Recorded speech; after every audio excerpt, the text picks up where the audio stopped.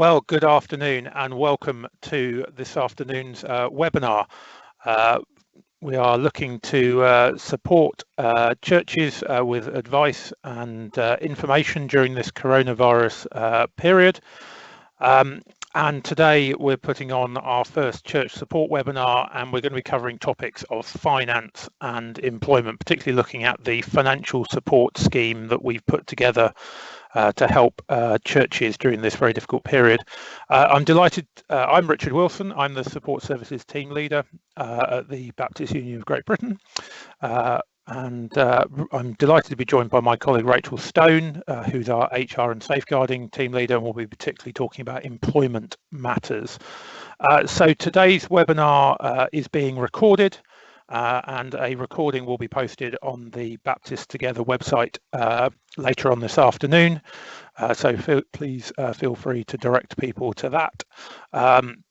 Please do keep looking at our website, www.baptist.org.uk/corona, which we are continuously updating with the latest information as it becomes available. We're seeing information come out of government on a regular basis, and we're trying to digest that and interpret that for your benefit. So what I'm going to start by doing, we will be talking, myself and Rachel will probably talk for about 20, maybe 25 minutes, and then we will try and work through Q&A.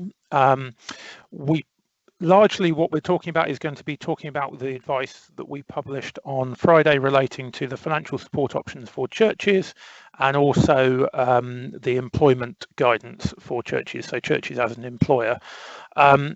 So we will talk through a brief outline of those pieces, and then we will take lots of your questions. I can already see questions coming in rapidly on our Q&A pane.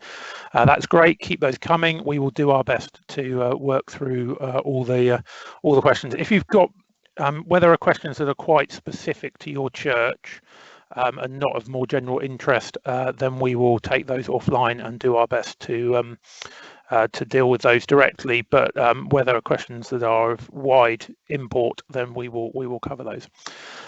So without further ado, I'm going to go on and introduce the coronavirus financial support scheme that we launched, and there are 5 elements to this, and I will take you through them one by one. So the first element, we're particularly obviously thinking of churches that have a loan from the Baptist Union Corporation. We are offering any church with an open loan at the moment, if they wish to take a 3-month repayment holiday, just to give themselves a break on cash flow, then that is something that we're very happy to do. There is a very simple web form to complete to submit that. So please do make that application. The form literally will take you maybe a minute to complete, so please do that, and the team are picking those up, and we've seen a few applications on that already, so that's very simple. Second one, this is probably of a more limited application, but where there are churches that are in the middle of a building project, or were doing something, perhaps selling a church and buying a church, or some other active project, we are offering those churches a 3-month interest-free period. So that's effectively recognising that those sorts of projects are liable to have a 3-month delay or thereabouts, where everything stops, and therefore we're saying we want you to be in the same position at the end of that delay as you would have been at the beginning. So that's just there's a relatively small number of churches in that position. But obviously that's something we felt was important to offer to support churches in this period. So those are the 2 particular support for churches with Baptist Union Corporation loans. If you've got a loan from another Baptist body, then you will need to talk to them. I believe the other Baptist associations who some of whom offer loans are considering similar setups, so please do get in touch with them to understand what help might be available if you need it. The next 2 options are effectively we're offering 2 two options to provide cash to churches that do not have a loan, and that is there's a grant scheme and a loan scheme. So we've got a grant scheme of and essentially you may come to one or the other, not both at this stage. So we've got a grant scheme of up to £10,000. It's very much aimed at smaller churches. To qualify, we would want you to have less than 1 month of expenditure available in cash. So that's 1 month of expenditure. And we would want you to have taken reasonable steps to have reduced your deficit. So, for example, if there are costs that are no longer needed due to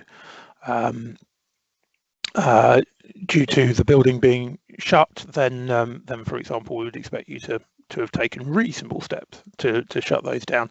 We're not asking for extreme behaviour at all, but it's just looking to use money effectively. And we're wanting to target this at those churches that really need help. So hence the 1 month of expenditure available in cash. So that is, so you may not be at that boundary yet, but you may be thinking that you'll get to that in due course. Well, we're anticipating that this program will be available for at least the next 3 months. So if you think you might hit that in due course, then please do be in touch, and we will look to help. So that's one option. The other option that we're offering is we're offering interest-free loans of £25,000 or more. I think initially we're looking at 25,000. If your church needs more, then we will look to see if we can accommodate that. This is aimed at larger churches, and again, the same qualification requirements: less than 1 month of expenditure available in cash, and taken reasonable steps to reduce any deficit. The loans we're offering here are interest-free for 12 months, and are will then either, if you repay within the 12-month period, then never have to pay any interest, so that's essentially free. If you don't repay within 12 months, then we will convert it to a standard repayment loan on our usual terms. So that hopefully, and a £25,000 loan, assuming interest rates don't go up massively, you're looking at repayments that would be less than £200 per month. So it's not a massive sum of money, and it does, in terms of repayments, and £200 a month if you repaid over 10 years. So that would give you a way of accessing some finance quite quickly if you're seeing a significant impact. So obviously the churches we're seeing significant impact on, if most churches have lost their cash collections on a Sunday. The second main part you might see is if you've got significant lettings income, then obviously that's likely to fall away in the short term. So being aware of both of those, this is why we've put these schemes together, and we're very keen to support churches through this temporary issue, such that no church is forced into a difficult situation. We're very much wanting to help churches to continue to meet their obligations, to support their ministers. I think most ministers are far busier than ever at the moment, trying to support their communities, and so we want them to be supported in that.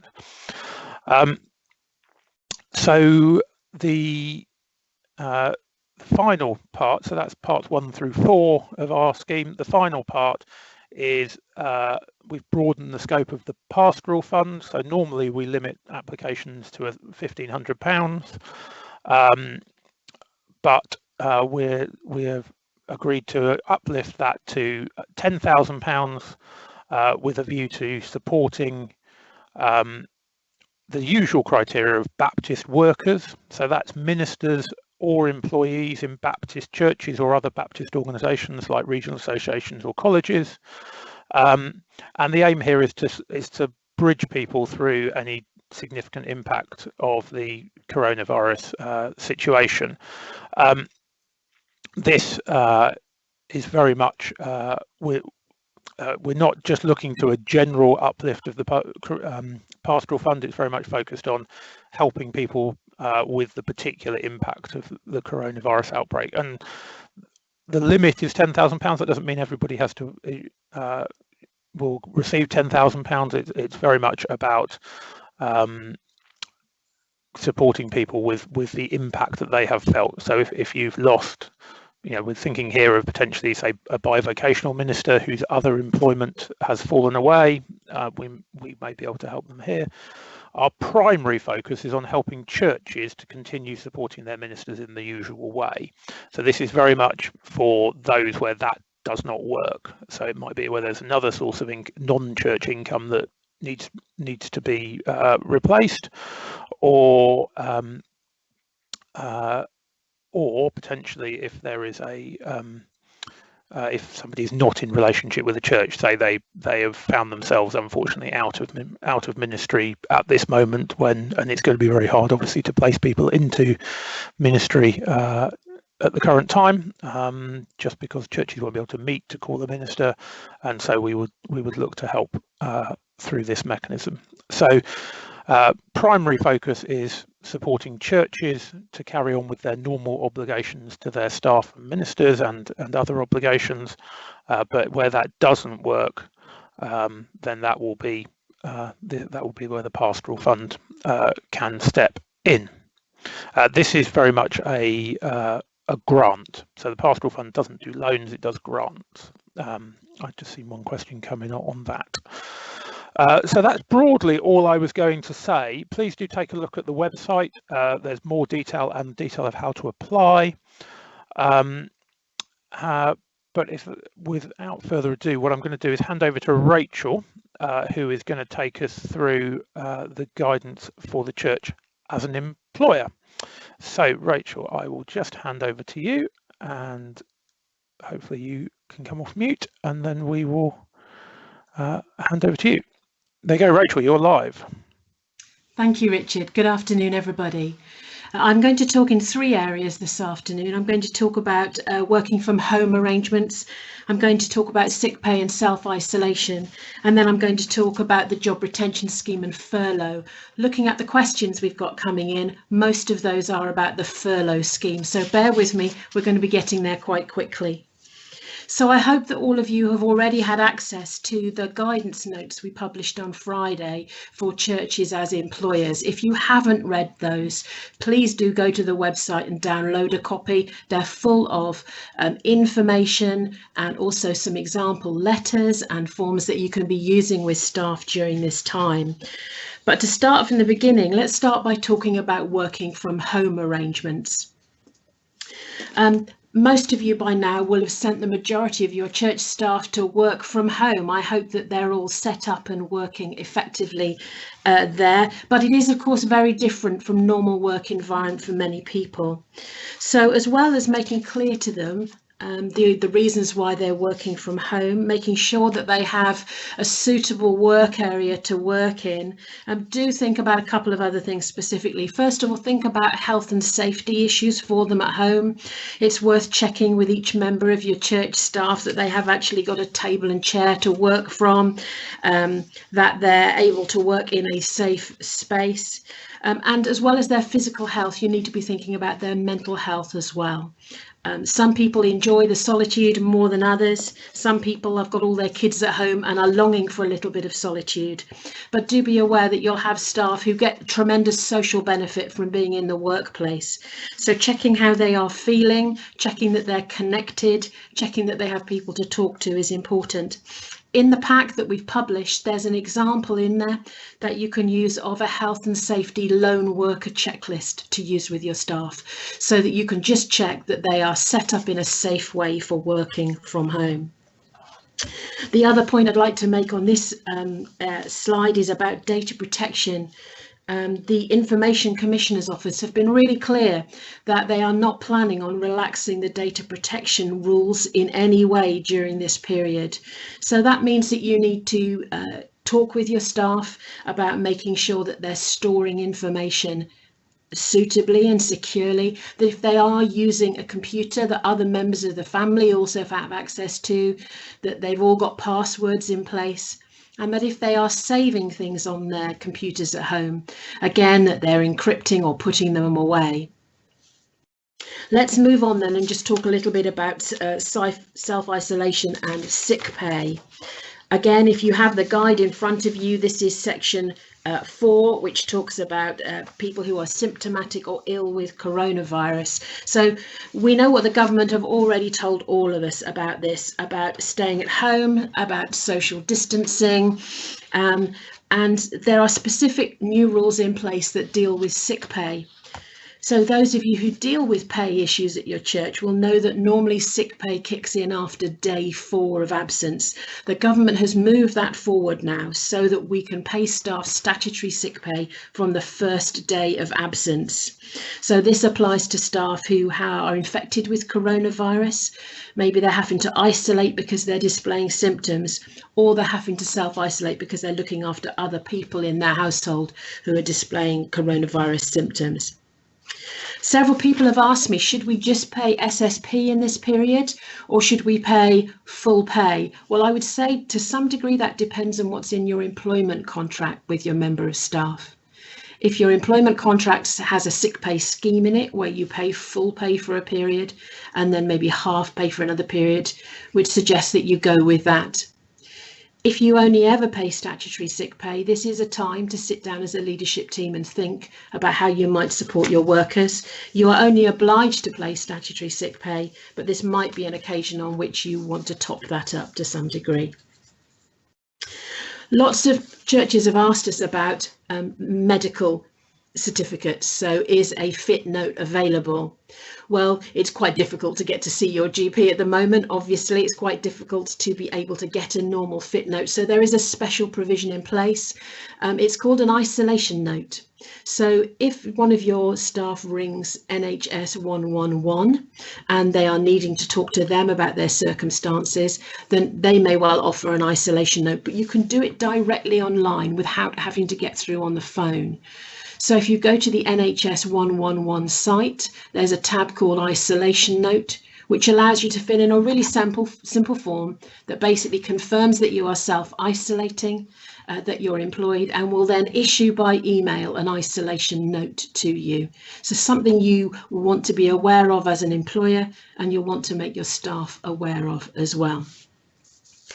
I can see that questions are coming in as we're talking, and just to confirm that we're going to have an open Q&A session in just a little while. In terms of recovering SSP, the government will refund any of your SSP costs in relation to this. At the moment, the refund's limited to 2 weeks of SSP per eligible employee. So keep your records in the normal way, and when the claim system is up and running, you'll be able to recover. I've had 2 churches contact me so far to ask specifically about what they should do if they have a member of staff who is pregnant. And there are special obligations in place for employers. I would suggest if you have a female member of staff who is pregnant at the moment, you should do all that you can to make sure that they can work at home effectively. But if they are unable to work from home effectively, then it would be appropriate to put them on furlough arrangements for the time being, unless they're close enough to having the baby to go straight onto maternity leave. And for those ladies who are already on maternity leave, who you employ, they continue to receive all of their normal maternity leave payments. If you do pay ladies on maternity leave more than normal SMP, i.e. you top it up in some way, then you can claim back for that top up through the furlough pay scheme. One final comment about sick pay is for those who are shielding. And in the guide, you'll see there's a link through to the government information about shielding those who are extremely vulnerable. So people who are regarded as extremely vulnerable will have had a letter from the government about this. Most of them were expected to be out by Sunday just gone, but we know that there are a few more to come. These are people who need to be especially protected and are being told to stay at home for 12 weeks, to not to not simply apply social distancing, but to self-isolate for 12 weeks. If you have a member of staff who needs to self-isolate for that period and is unable to work from home, the guidance we have is clear that you could furlough them for that period. Let's talk about the job retention scheme then. So the job retention scheme, of which we've had information both at the end of last week and at the end of the previous week, is a scheme set up by the government to reimburse wage costs to employers, where they have only really two alternatives. One would be potentially to make a member of staff redundant because there is no work for them to do. The alternative the government have come up with is that you are able to furlough members of staff. That means that if they have no work to do, and that's quite a specific point, then you can put them on furlough and you can reclaim up to 80% of their staff costs, up to a maximum of £2,500 each month. We've been asked whether that £2,500 is a gross or a net amount. At the moment, there's nothing in the guidance, but speaking to many of my employment law colleagues, the general view is that it will be a gross amount. So if you have staff who are not able to do any work at the moment because simply the work that they do isn't there, then you can talk to them about putting them on furlough. Now, I need to point out that you can't just place people on furlough. You do have to come to an agreement with them. Again, in the information pack, there are a couple of letters you can use for that. One just to outline what a furlough period looks like and what it is, and the second one then to confirm their agreement to that. If you are planning on paying people at their full normal pay during furlough, I can't see any reason why somebody wouldn't agree to a furlough period, particularly if the alternative is redundancy. But if you are thinking about reducing that payment to 80%, then you will need to negotiate that with your member of staff. Again, as a church, something to think about is whether you could meet that gap, that 20% gap for a period. But if you can't, you'll need to negotiate that with your employee. And if you're doing that with a group, you'll need to talk to them together about that. So the 80%, what does it include? Well, the 80% includes their wages or salary. It includes the employer national insurance payment you would make and the employer pension contribution that you would make for that member of staff. They need to have been on your payroll from the 28th of February this year. And it also includes, just to be clear, full-timers, part-timers, if you have agency workers with you, and if you have people who are on flexible contracts or on 0 hours contracts, if you pay them through PAYE, they can be included as well. There's information in the guide about how to calculate pay if people normally have variable pay. And if you have any questions on that, you can email them to me. The email address is on the guide, but I'll give it to you again now. It's hr@baptist.org.uk. How long can you furlough for? Well, the furlough periods for claims are 3 weeks each. So you can make a furlough claim every 3 weeks. At the moment, the government have said that the furlough grant period will run from the 1st of March for 3 months, and then they'll review it. And I guess it is likely that they will extend it beyond that, but we don't have any information to confirm that as yet. If you are just getting round to thinking about the furlough process, just to be clear, you can furlough from the date on which you've agreed that with your employee. So that's a date today or in the future. You cannot backdate that to the 1st of March unless you've already furloughed them from that time. It's a bit of a strange situation. The furlough arrangements weren't published on the 1st of March, so the likelihood of anybody using it at that point is very low. So look, we've talked through working from home arrangements, self-isolation and sick pay, and the job retention scheme and furlough. I'm going to hand back to Richard and we can move into dealing with some questions.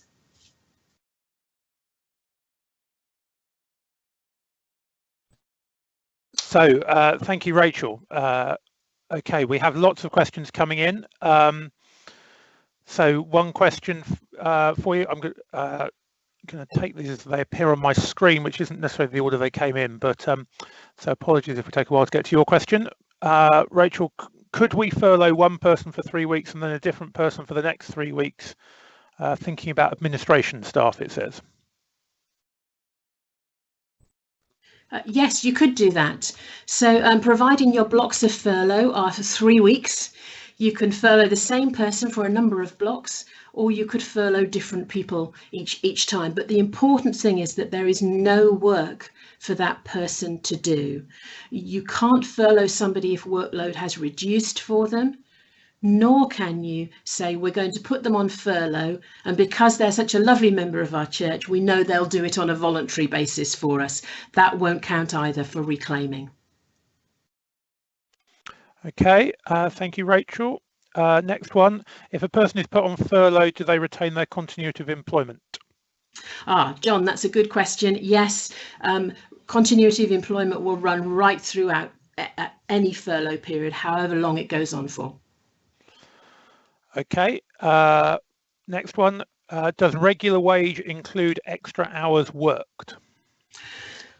Well, the simple answer I'd love to be able to give you is yes, but actually it's a little bit more complex than that. If the provision for doing regular overtime or extra hours is built into someone's appointment letter, employment contract with you, the facility to do extra hours, then I would say yes, and you can average them over the course of the last year.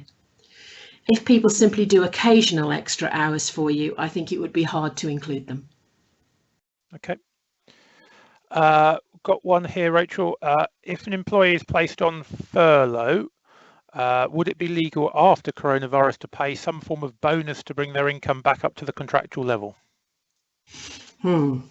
Well, that isn't, I think, a specific question for furlough. So there's nothing in the furlough regulations that talks about that.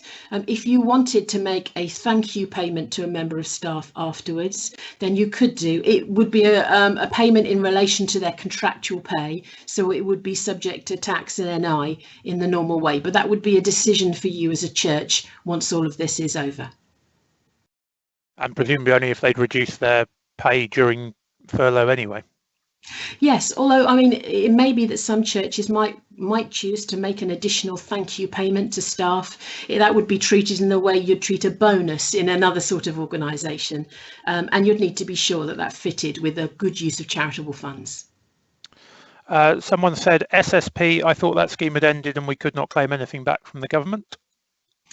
You can claim where people are on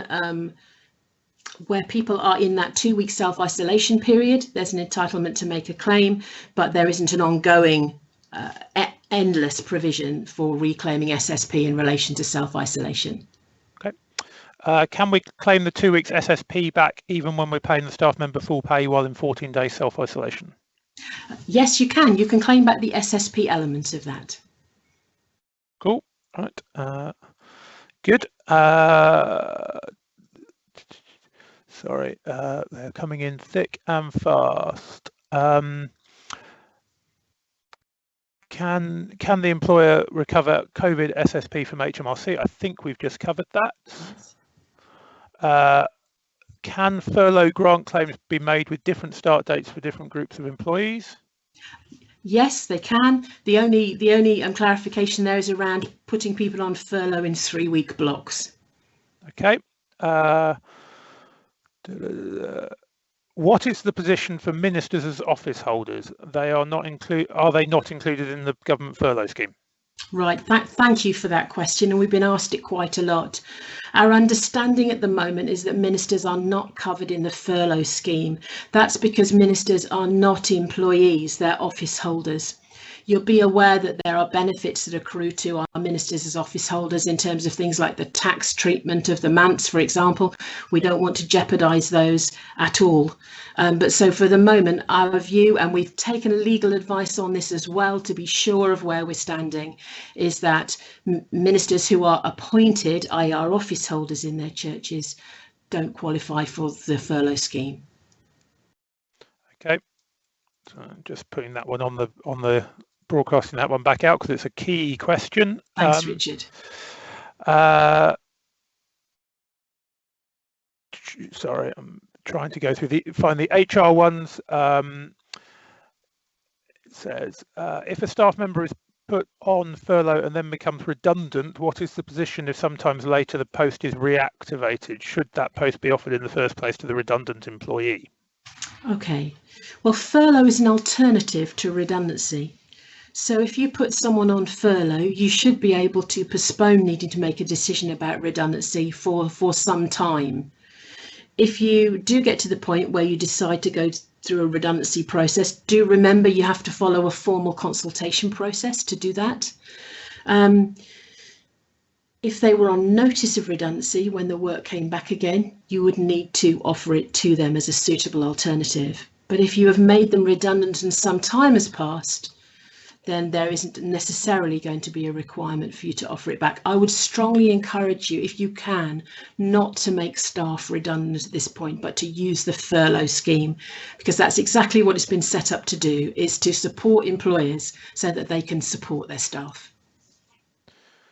Okay, I think this comes from the same person. Where a staff member can continue to work remotely and agrees to change in terms and conditions to reduce the hours worked, if later on it is necessary to put that member on furlough, can it still be done if the government scheme is still open? Yes, you could. Yes, if the work completely drops away and there is no work for them to do, then at that point you could furlough them. Okay. Holiday pay and furloughing. If holiday pay continues to accrue during furloughing, is it reasonable to ask employees to take holiday during furloughing? Holiday pay does continue to accrue during furlough, and the government have put in a specific clause that says that if people are unable to take holiday because of the current situation, then that holiday can then be used subsequently over a 2-year period rather than before the end of the year, as might normally be the case, and that will help lots of churches as employers. Can you insist that people take holiday during furlough? You can. I would suggest that you do it though between furlough periods, so you don't put a gap in the middle of a 3-week furlough period. Okay.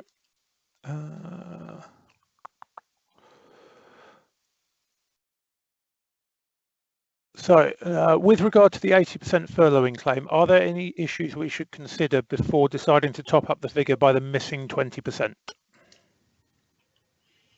Well, I would encourage you, if you are able to financially, to do that top up, because it's supporting someone who is supporting your church and who has been working hard on your behalf. If you can, and you can give them that financial security, that would be a wonderful thing to be able to do. If you do decide that you're going to drop it to the 80%, bear in mind you can't impose that on your member of staff. You would need to consult and agree that with them, and they might not agree, although many will if the alternative is redundancy. One important point to make in terms of discrimination is that it is not acceptable for you to decide to pay some of your staff at 100% and some of your staff at less than that, down to 80%. If you are going to choose a level of pay, then you need to do that for all of your staff. Okay, I think this is the same person actually. A question on furloughing an employee. We have a relief caretaker who does some cleaning and other general caretaking in odd jobs around the church. He has an employment contract for 11.5 hours a week, but often does more. He is paid monthly for his contracted hours and any additional hours he may have worked. So how do I calculate my claim for furloughing? Can I take his P60 year to date for 1920, add employer's NI and divide by 12, or do I have to calculate the claim by another method? Oh, that's a very good and specific question. If his employment contract with you says that he will be required to work additional hours and that's been part of his regular pattern, then yes, I would suggest you take that overall figure and divide it by 12 to get to the amount you claim back. Okay. If we, sorry. Just to say, while Richard's looking at the list, clearly this afternoon I'm trying to give you quite short answers because we have a lot of questions. But if you have a very specific issue for your church and it's not something you could type into a question box, please do email that hr@baptist.org.uk address and I'll be able to come back to you specifically. If you put a telephone number in and tell me when you're available, I'll be happy to call you back. Okay, next one. Can we furlough our cleaner if she's doing shopping arranged by herself for people who include church members, i.e. it's a voluntary arrangement? Okay. I think the short answer to that is yes. So if your cleaner is doing work of her own, is helping her neighbours, including other church members, out of her own personal choice, and is agreeing with that with them without any church involvement in the organising, then she is still able to volunteer whilst on furlough. Where she couldn't volunteer on furlough would be if she was effectively doing the work she would normally have done at the church, or if she's part of a volunteer arrangement organised by the church. So to widen that out a little bit, if you have a member of staff who isn't going to work for you anymore. I know we've got another question about somebody answering the church phone line from home. If they're doing work they would normally have done in the church context, or work that your church is organising, then that means you wouldn't be able to put them on furlough. But if they wanted to volunteer, for example, at the food bank down the road, if it's not connected with your church, or on the NHS volunteer scheme, then they are able to do that. That was quite long-winded, wasn't it? My apologies. That's all right, Rachel. It answered the question. Is there a minimum wage we can claim the 80% furlough wage? Not quite sure. I totally get that. But I think it's saying, there's a maximum cutoff on the furlough? Is there a minimum cutoff? Yeah, there isn't a minimum amount. If you are an employee and you are employed by the church, then they can make a claim for that. What I would say is just a point about national minimum wage. If you have someone who you pay national minimum wage and you're going to need to reduce that to 80% because of your church's financial situation, there is a specific exception at the moment that allows you to do that. Okay. Right. Can you put someone on furlough if they're calling in at church to check security leaks, etc., for insurance, say once a week? If that's part of their job normally, then no, you couldn't put them on furlough for that. So if you have somebody, for example, who is your church office manager or facilities manager, then checking the building would be part of their job. So you couldn't put them on furlough. It might be that you could pass that task to someone else in the church for the meantime. Okay. Does the furlough scheme only apply to staff with a contract of employment? I'm guessing you mean written contract of employment by that. So it will apply more broadly than that. You could have someone who has a written contract of employment, which we'd always encourage you to put in place. But if you have somebody who quite clearly has worked for the church, is paid through PAYE, and that agreement is verbal, providing you could prove from your payment records that you've been paying them regularly, that should count to allow you to make a claim. If you do have staff who don't have written contracts of employment, again, there's a template version available on our website in leaflet L08, and you could use that to clarify with people. Okay. Our church cleaner has offered not to be paid for the time being as she's busy with her other key worker part-time job. Do I need to make this arrangement formal, e.g. letter? Can we claim the 80% as she cannot clean currently? If she is available to work but can't work, then yes, you can make a furlough claim for her. But you do need to send her a letter about that. You can find them both in the pack, and they should be relatively easy for you to use. The thing I would encourage you to do between the letters, the first letter says this is what furlough is all about. The second one says this is what we've agreed together as church and member of staff. So in the middle of that, clearly there needs to be an actual conversation by phone or video call to make sure the person is happy. Okay. I think this one we've already answered. Is if our caretaker is on furlough, can he check the building is secure 1 hour per week? I think the answer is no. That's right. Can't work whilst on furlough. Yeah. How long does it take to, so that's one that I will take in a minute. Sorry, we'll stick to the HR questions for now. When do we expect the HMRC portal to be up and running? Oh, I wish I had an answer to you for that one. I imagine we might have it by the end of April, but there's no published date as yet. And we're hoping that it will be up by the end of April. As soon as we get any announcement, we'll publish it on our website. Okay.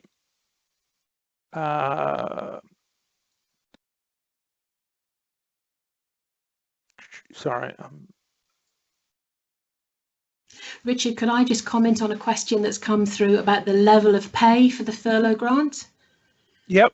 And we've had a question asking about the level of pay on which the furlough grant is based. Is it what you were being paid on the 28th of February?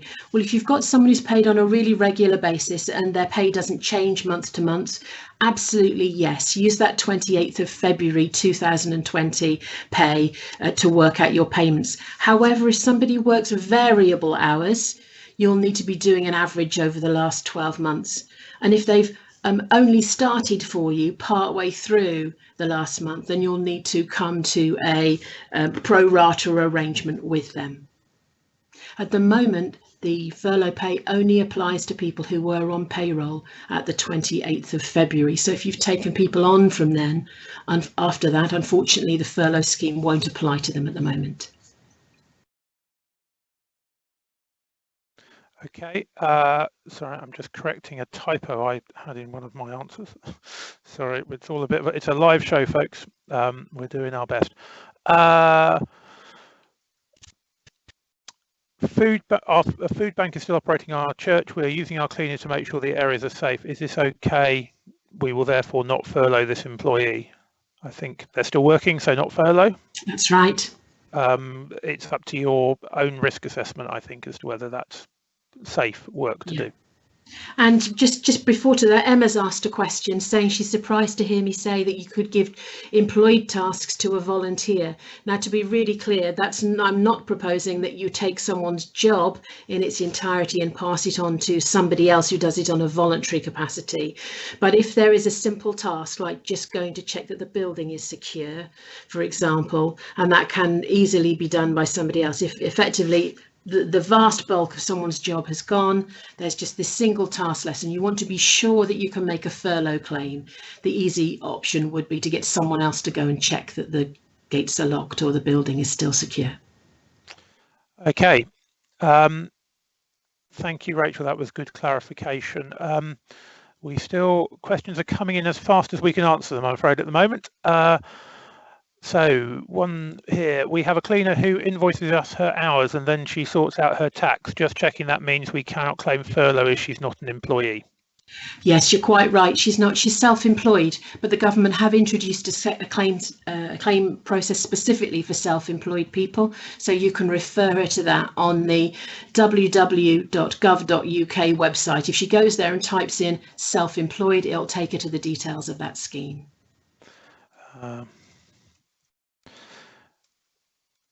Would you mind just saying that web address again, Rachel, just so I can type it into the answer? Okay, so it's www.gov.uk, and there's a search box at the top of the page. You can put in, for example, self-employed coronavirus, and it will take you straight to the relevant links. Okay. There you go. Right. So we operate a food bank. It is not part of the office staff duty. If we furlough the office staff, can they volunteer to do food bank without impacting on a furlough claim? Well, the question is, are they still working? If they're doing work that is part of what you as a church provide, then they couldn't go on furlough. Okay.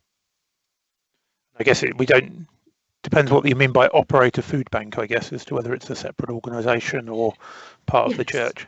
That's true, Richard. If it were a separate organisation into which the church contributes, then they could volunteer to work in there, I think, without difficulty. But if you want to talk more about that one in detail and talk about how the church and the food bank link, please just do email me and we can talk about that separately.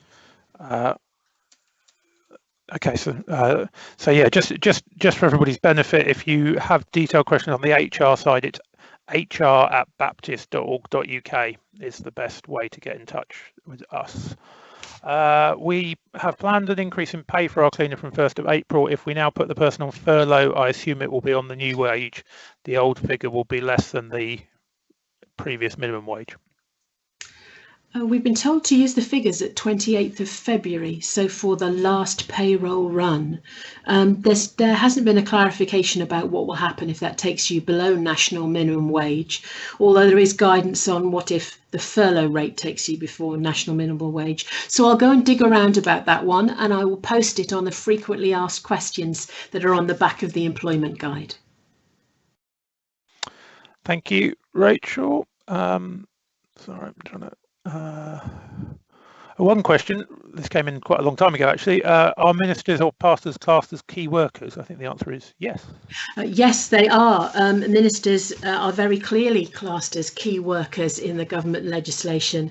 And interestingly, there's been a debate, you might have seen it, where the secular society tried to argue that religious staff had no right to be classed as key workers, and were very roundly dissuaded from that by government advice, and have since apologised. So yes, ministers and pastors definitely fit in the key worker category. Could we claim for a parish nurse who is normally paid through a grant we were blessed to receive? The grant does not cover sickness or absence, but our project has had to massively scale back, so cannot work as normal. Okay, that's a really good question. If you are processing your parish nurse's pay through PAYE, then you could make a grant claim for her if there is no work for her to do. So you could furlough her and then put her onto the claim list for your church. Okay. I think you've covered that one. I think we've done that one, sorry.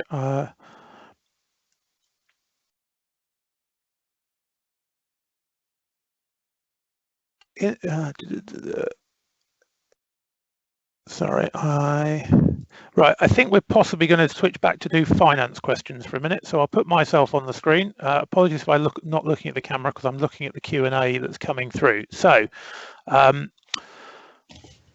my church is in serious financial difficulty in considering asking for a grant. However, we are holding a number of funds which are in the shape of grants given for projects or outreach and do not form part of our operating cash, which is almost zero. How would we demonstrate this to the grant issuing board? By just the submission of our bank statement, which would show a bigger balance than we have to play with. Please just explain that on the form. We would need to see some evidence that that money was properly restricted funds. So if money has been given by an outside body and is restricted to a particular purpose, then obviously you can keep that. You have to keep that for that purpose. So please just explain that on the form. The criteria to have less than 1 month's operating expenditure available to the church in cash reserves seems very limiting. Are there any churches with such low reserves? I think I'm afraid the answer is yes, but hopefully not many. In the current situation, what are the difficulties relating to online banking in line with the Charity Commission, i.e. we need 2 signatures to transfer monies? I think that's no different from normal times. If you may be finding, I guess, if you were relying on making cheque payments primarily, that might prove a bit difficult at the moment. You will need to talk to your bank if that is going to cause you a problem.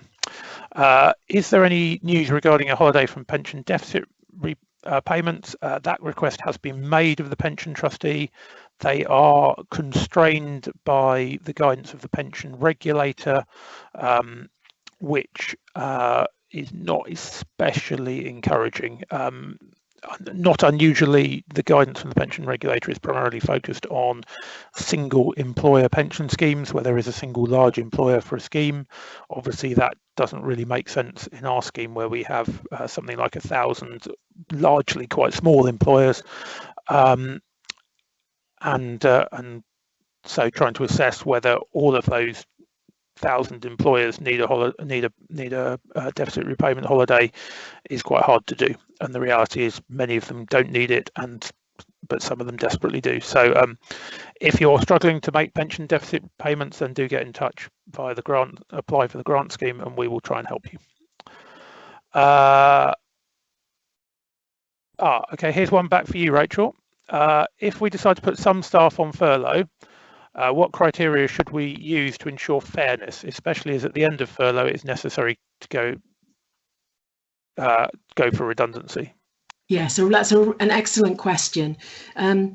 Most staff teams in churches are not hundreds and hundreds of people. So you're not having to decide between which of the 20 people who does this particular job might we want to furlough. So in a church setting, in most cases, it will be a group of staff who all do different unique jobs.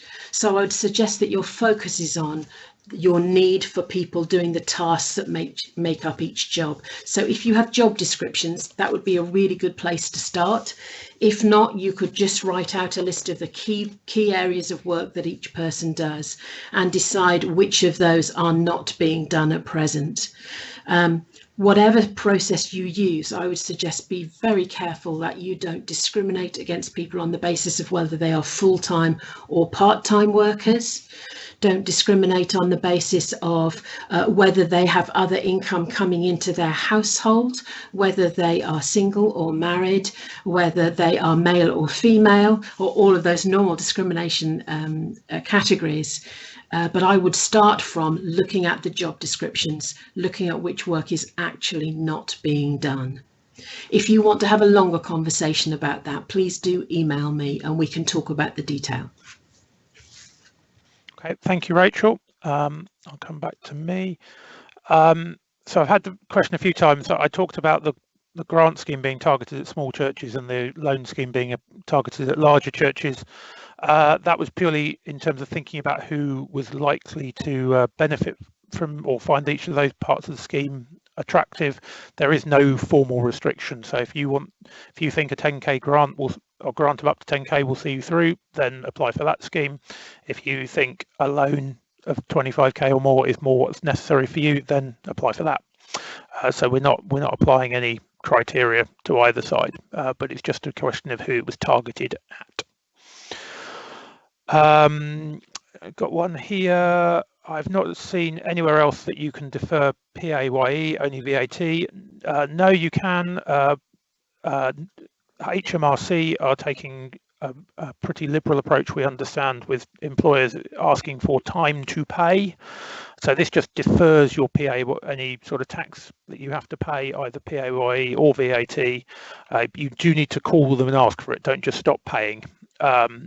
Although I suspect, I have a funny feeling quite a lot of people will have heard that they're okay and just stop paying, but you do need to formally apply for a time to pay agreement. But they are pretty much, if you ask, they say yes, is our understanding. We haven't applied for such a thing ourselves. But yes, so that one I can cover off.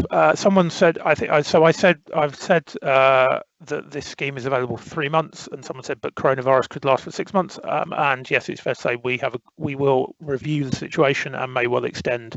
It's very difficult to predict what the future looks like at this moment in time, but we are well aware that this could last much longer. But we've like most people, I think, have taken a view that we're planning for a 3-month horizon for now and trying to resolve that, and then we'll deal with what's possible beyond that. So thank you for that question. How does a church apply for a pastoral fund grant? What are the conditions associated with applications? Well, churches don't apply for pastoral fund grants, individuals do.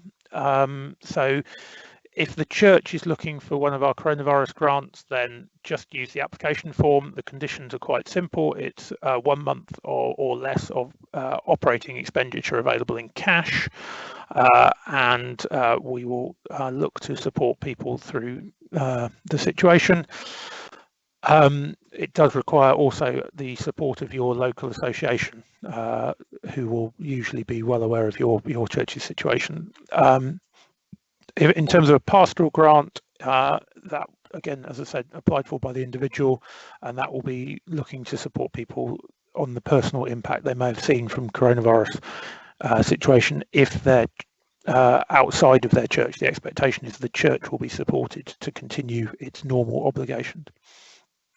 Oh, Rachel, one for you here.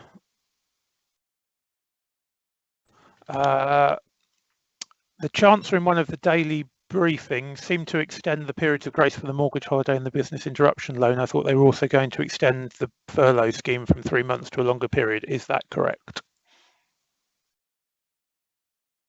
Rachel, you're on mute, I'm afraid. Sorry, I hadn't pressed the right button. We're hoping that's going to be the case, and I think there were lots of hints early on about the scheme being extended. So I'm expecting we will see an extension. We just haven't had a formal notice about it as yet. As soon as we do, we'll publish that on the website so people are aware of what the extension is and how long it's been extended for. Okay, back to a finance question. How quickly would an application for a loan or grant be processed? As quickly as possible. We would hope to do it within a week, certainly. So do get them in. If you are approaching the boundary of 1 month, then please do feel free to apply, and we will just check where you are when the application's been processed. So.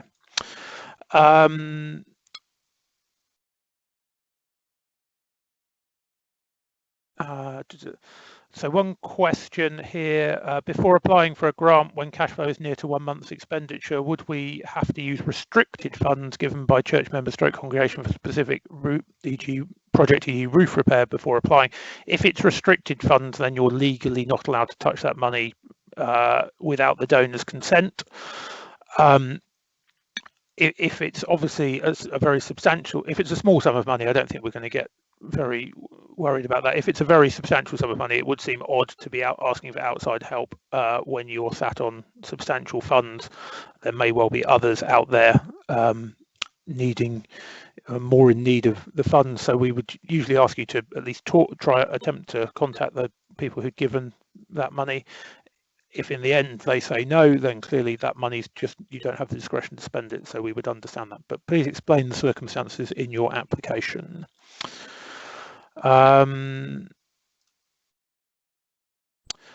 With the grant scheme tied to 1 month of operating costs, how can the 6-month notice be honoured? Well, that's very simple. We would hope to see you through the period, so I don't think there's any need to give 6 months notice, unless if you were going to give notice anyway. This scheme isn't designed to prevent that. This is designed to prevent the impact of the coronavirus. So if the assumption is that coronavirus is going to last for a 3-month period, we will provide you with support through 3 months, and then at the end of that, you're back where you should be in a reasonable situation to continue. So but you and your trustees need to judge that.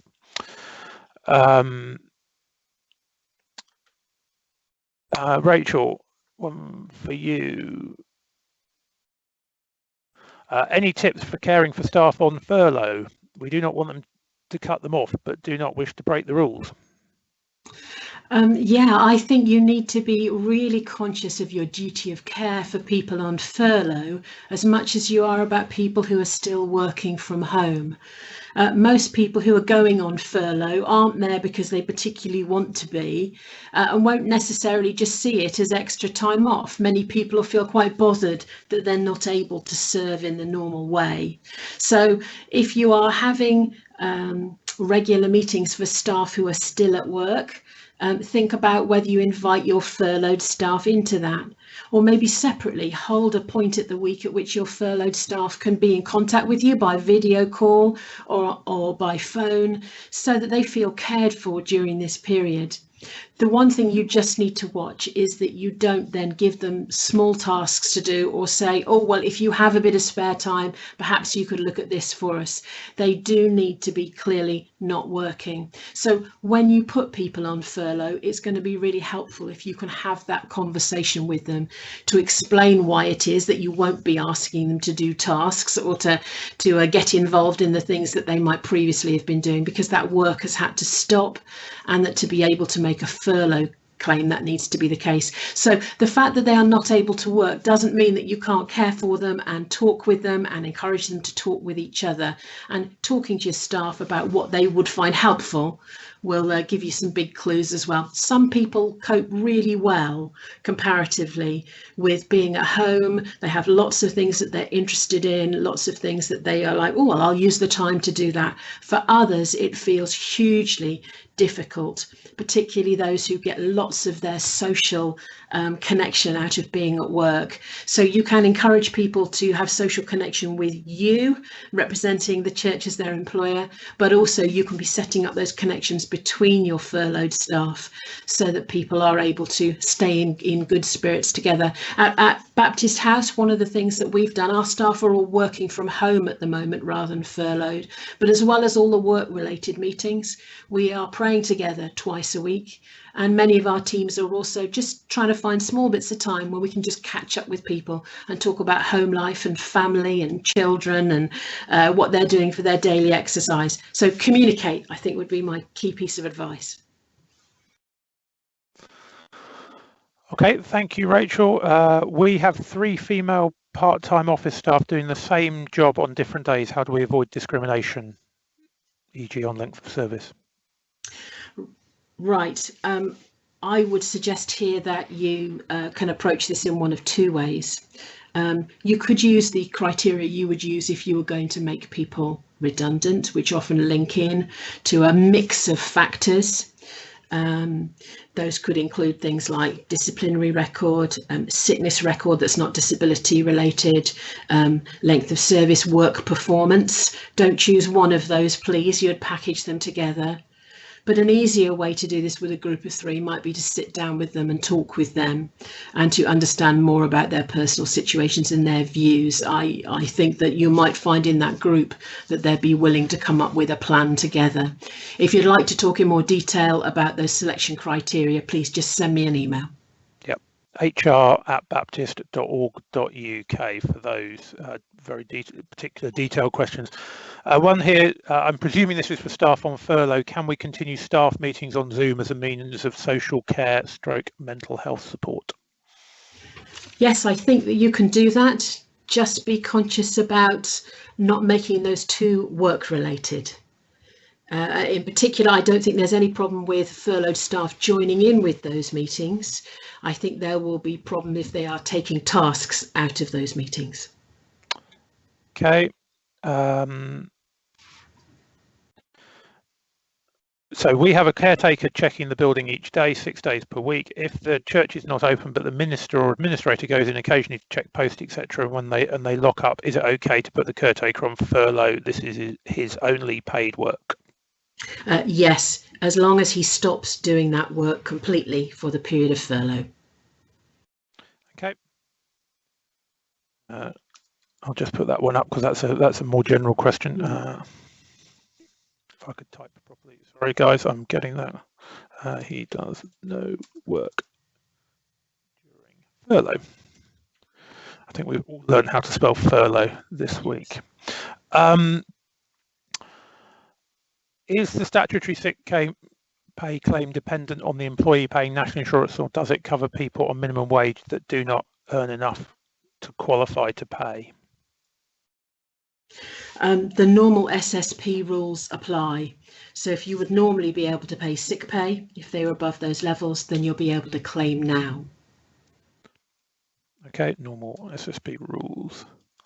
The key difference in terms of SSP is about being able to start SSP from day 1 of absence where it's related into coronavirus, and secondly, the fact that you are able to pay SSP for those who are in a 14-day isolation period.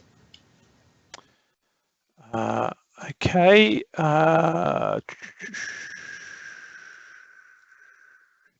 Sorry. I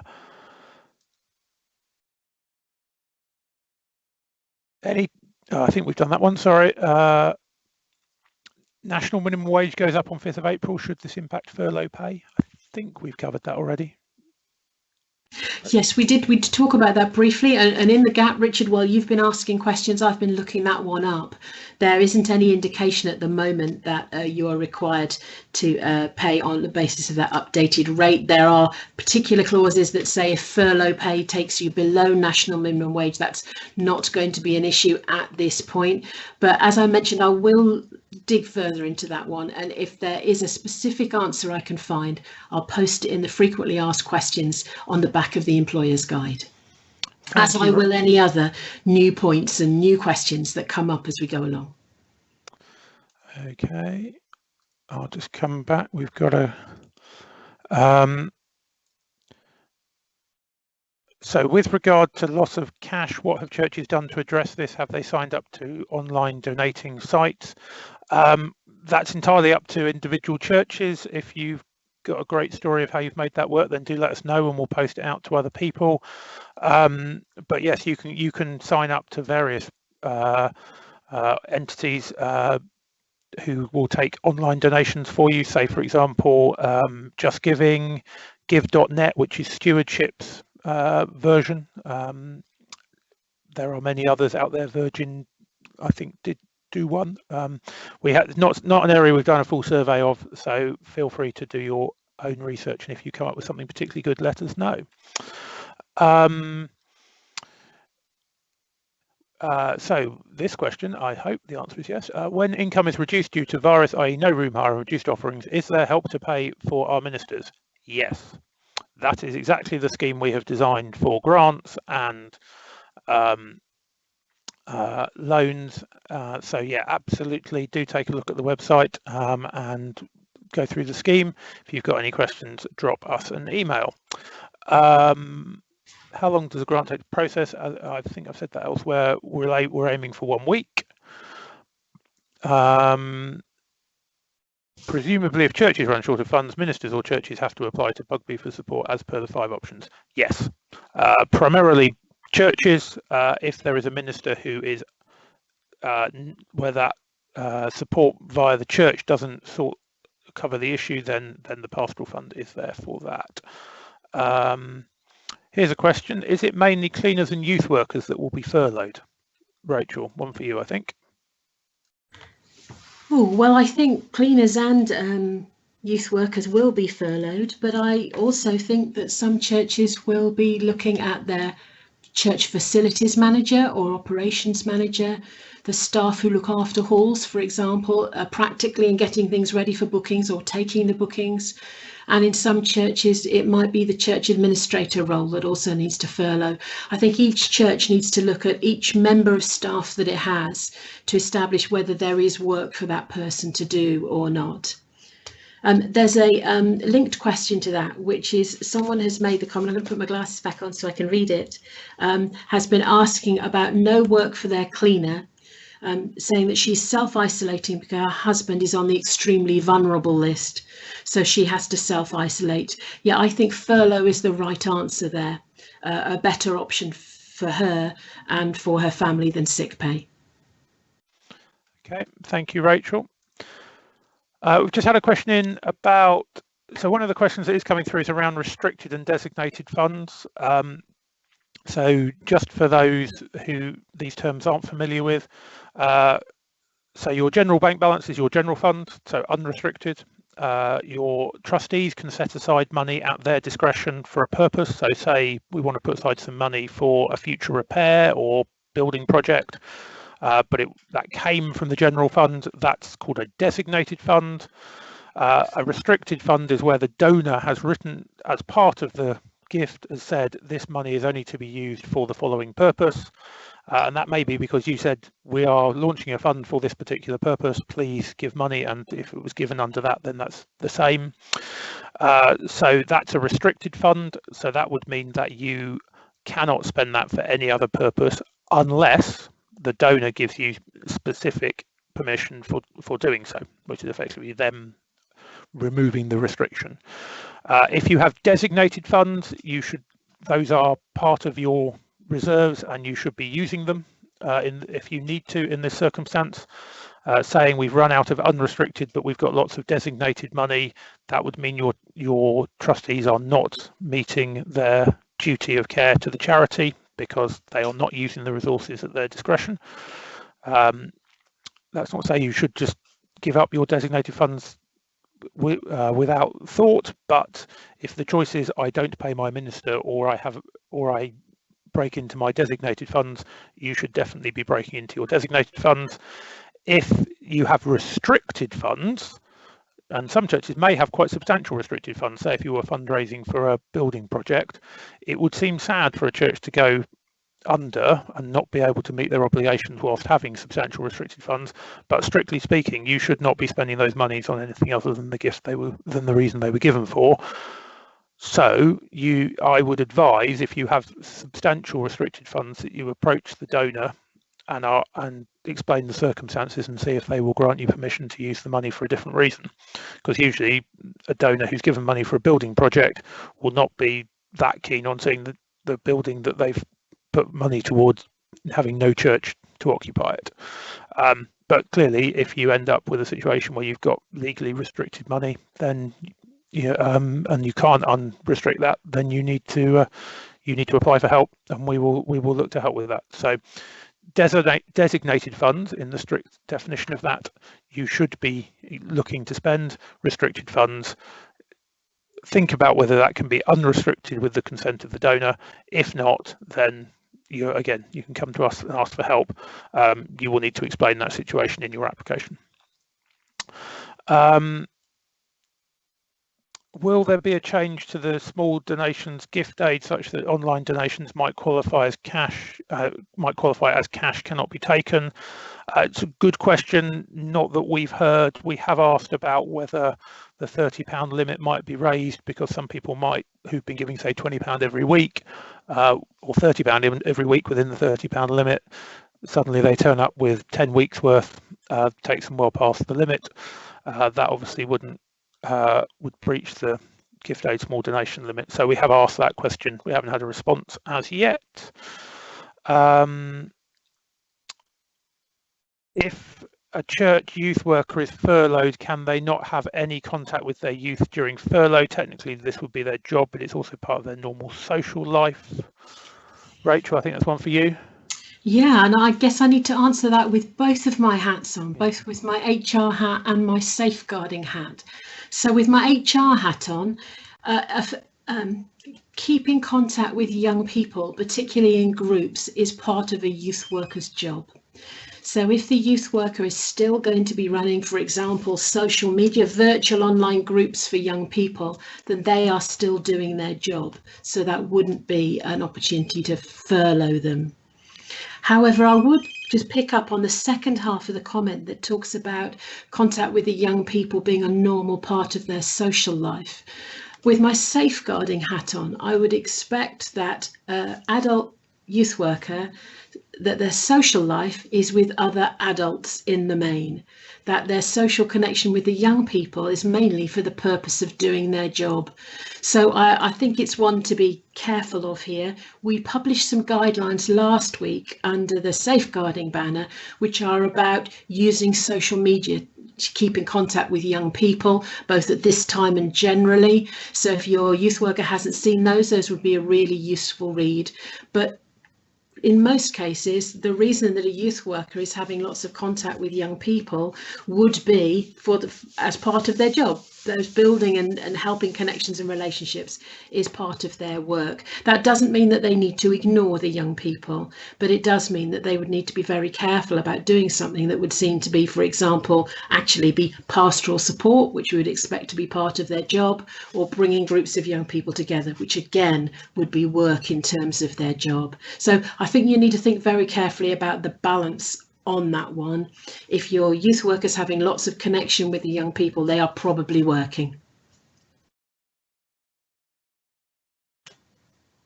Okay, Rachel. If a furloughed member of staff is also a church member, can they not then do any voluntary work for the church while they're on furlough? All other church members can, so this seems unfair. Yeah, it does seem unfair, doesn't it? I think it's just an area where you need to take particular care. So, for example, if the volunteering work effectively is very similar to the work that they would normally be involved with, I think you would run the risk of a furlough claim being turned down. On the other hand, if they're volunteering to do something that is entirely different and that a group of people in the church are attempting to do together, taking shopping to people, for example, might be a good example of that, then I think they can do that as a volunteer. But we don't know yet where the line is going to be. We have had a clear statement that people should not be volunteering to do work that they're normally paid for. So if you are going to do volunteer work, it needs to be very, very different from the task that you might normally do. Okay.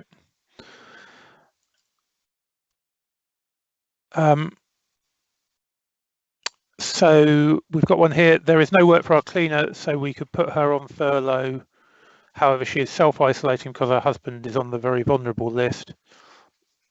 So has to self-isolate for 12 weeks, and she therefore had to as well. What do we do? Yeah, I think we looked at one very similar to that a few minutes ago.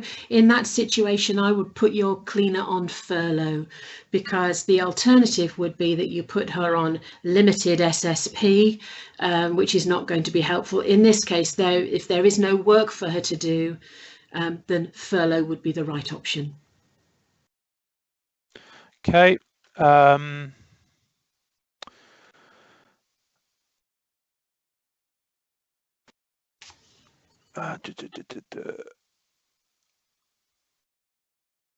We've got one here. Is the inference that where you create a restricted fund, sorry, this is one for me, sorry, I'll put myself back on screen.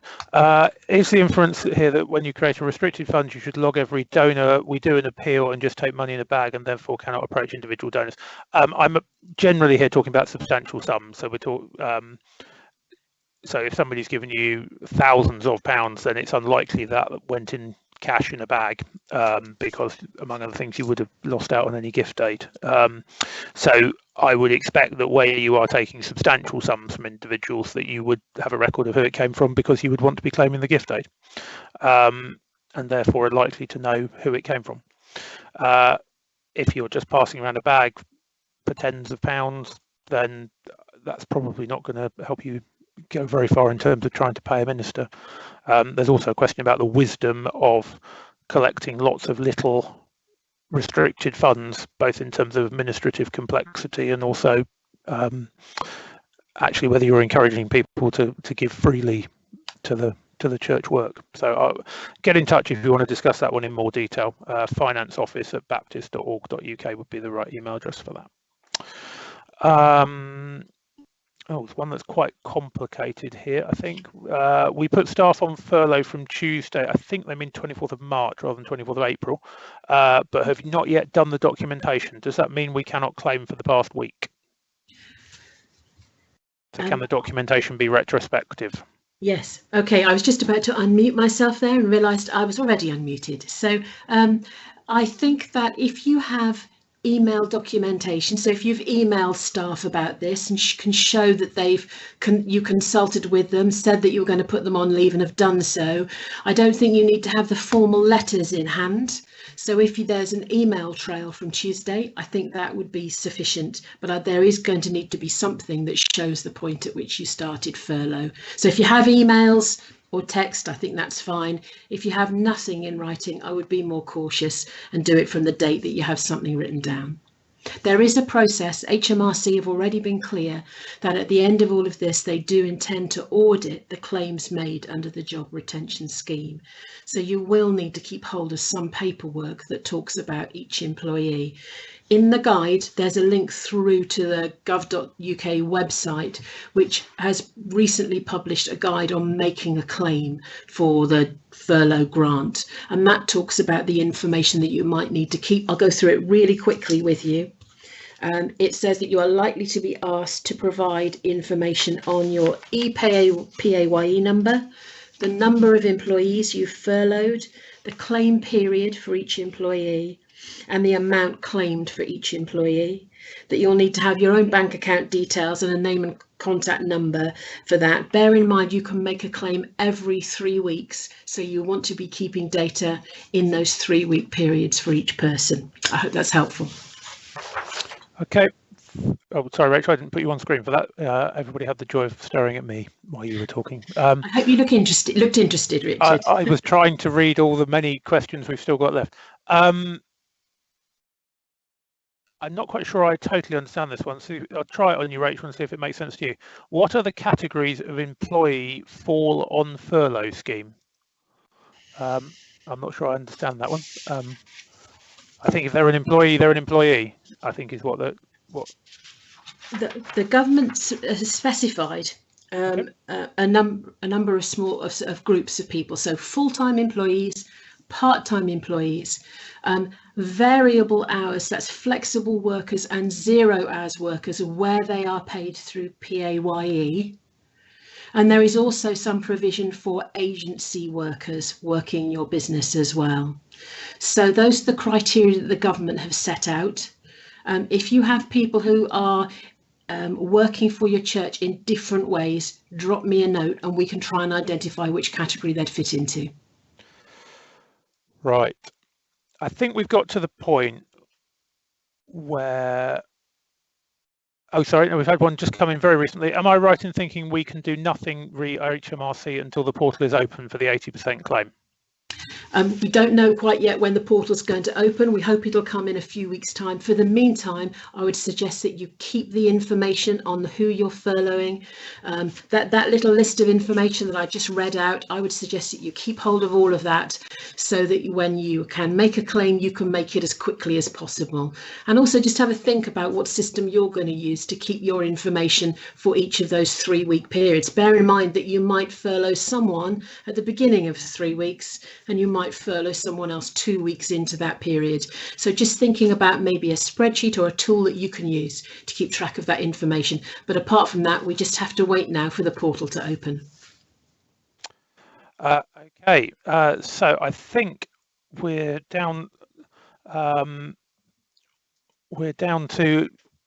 the youngest question we haven't answered is about an hour ago. So it came in about an hour ago. So I think we've kind of exhausted that particular all of the recent questions, at least. If you're still there, you've struggled through listening to all of that Q&A, then well done to you. You are clearly oozing stamina this afternoon. I want to say thank you to Rachel. And thank you to everyone who's joined and asked such interesting questions. If you have further questions that you feel we haven't answered, then please email in. There are email addresses on the front page of our website, baptist.org.uk. Rachel's HR email is very simple. It's hr@baptist.org.uk. If you need to contact the finance team, then financeoffice@baptist.org.uk. Legal questions, legal.ops@baptist.org.uk, and we will do our best to answer any detailed specific questions. But we are open to find ways to help you. That's we are definitely here to try and help churches through this very unusual situation. I was trying not to use the word unprecedented for this whole webinar, but I just failed. So there you go. But we are definitely here to help you through the situation, be it with advice and guidance or financially, and we will try and help churches to get through this difficult period and come out the other side in good shape. So yeah, please take advantage of that support. So again, thank you to Rachel. Thank you to you all for joining. I've been Richard Wilson, and it was Rachel Stone, our HR manager, HR and safeguarding team leader, and you have been watching. This will be a recording of this webinar will be posted on our website hopefully later on this afternoon. One other thing, tomorrow night, so just looking ahead, so tomorrow at 1 o'clock there is a webinar with Sean Lambert about dealing with stress and anxiety, particularly focused at ministers, but many others will find that helpful. Tomorrow evening at 7 p.m. we have the next in our series of prayer broadcasts.